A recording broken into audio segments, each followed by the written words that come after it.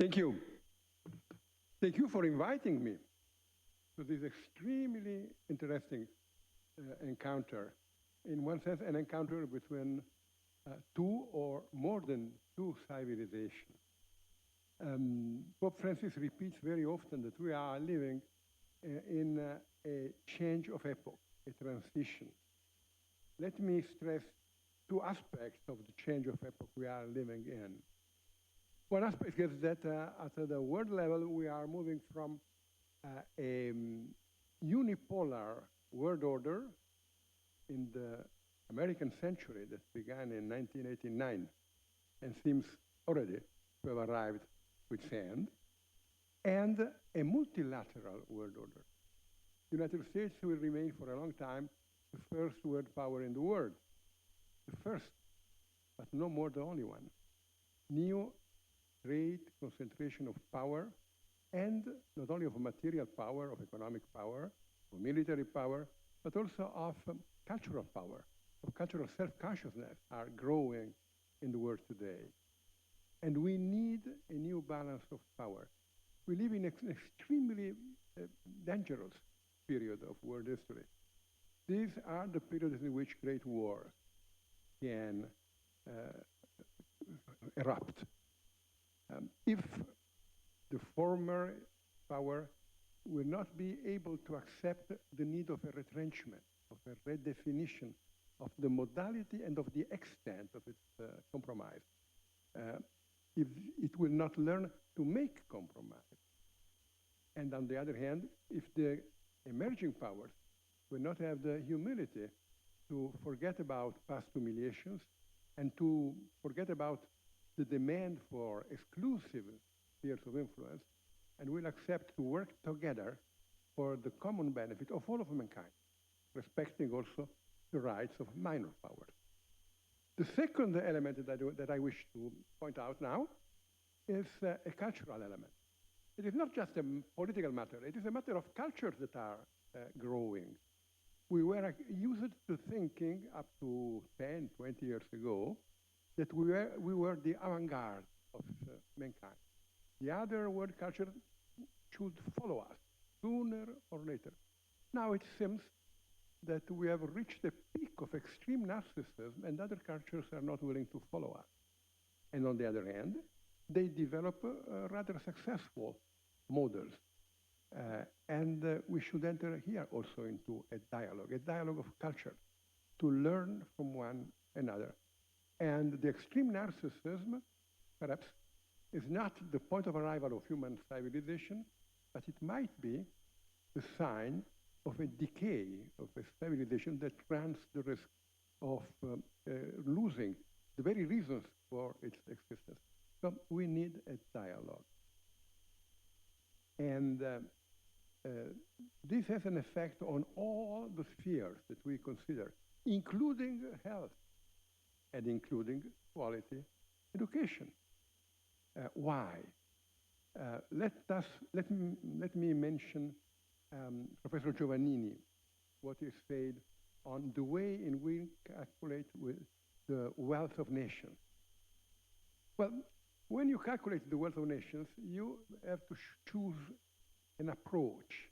Our approach is a thoroughly individual approach. What about a communitarian approach? We shall invest for health in China, in India, in Africa. Shall we consider our model of health? Our model of health considers a man who is isolated, who lives for himself.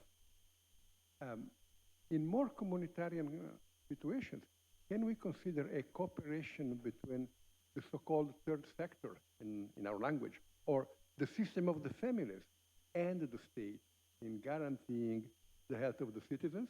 It is a completely different approach, because a lot of elements that are calculated in the gross national product, when the health is offered on a purely individual basis, either from the state or from other institutions, do not appear in a system in which the same services are offered on a non-market basis by different social institutions.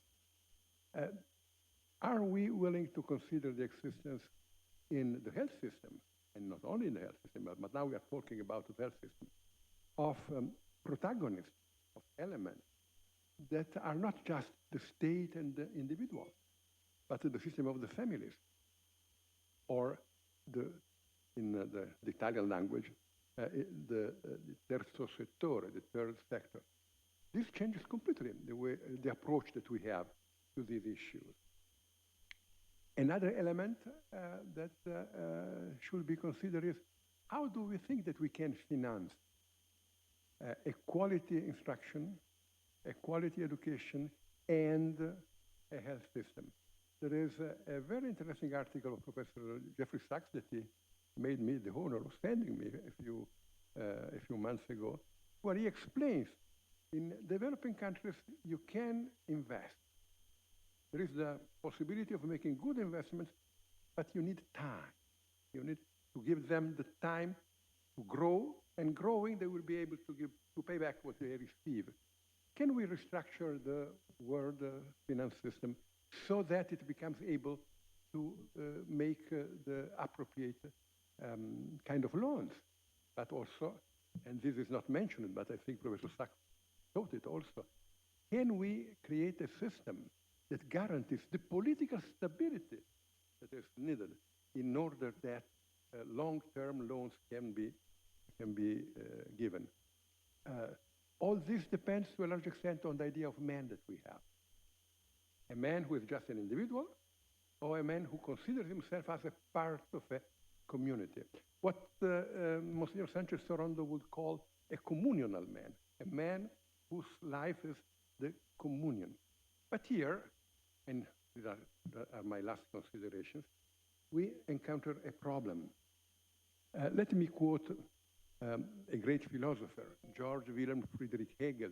I am encouraged by Professor Pozzo, who quoted Schlick. So if he quoted Schlick, I can quote it.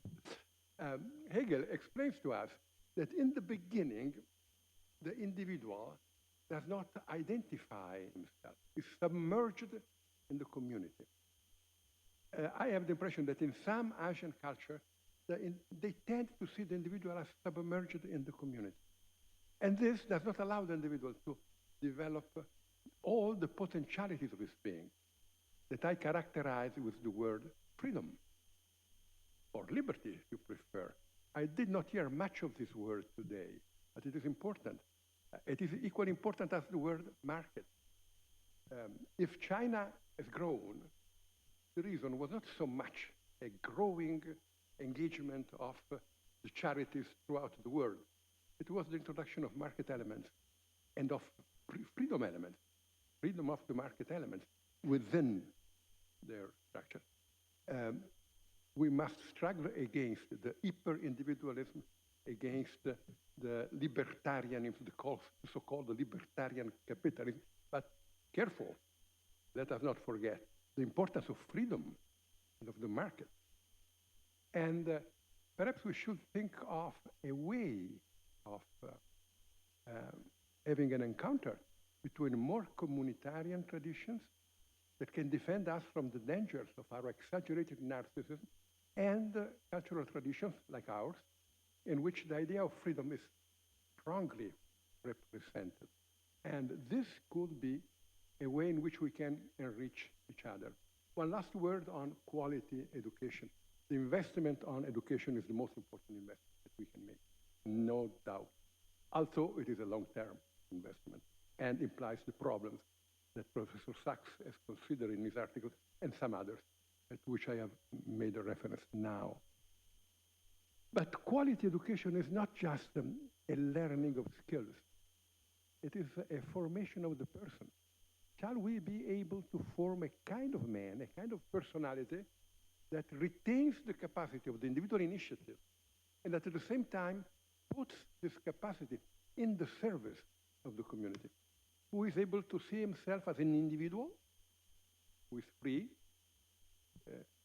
and who has the right of being free, and at the same time as a member of a community, who engages his freedom in a love for other persons, beginning with his family and continuing with his community, and in the end, with mankind as such.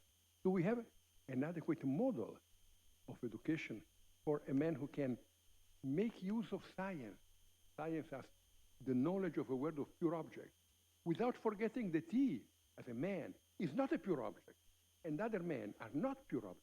They are subjects. They are subjects. They are free. They have a destiny, perhaps a transcendent destiny. I think in the field of education, this is the great challenge.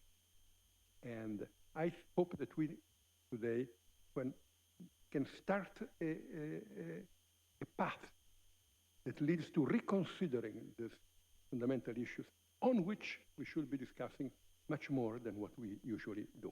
Thank you.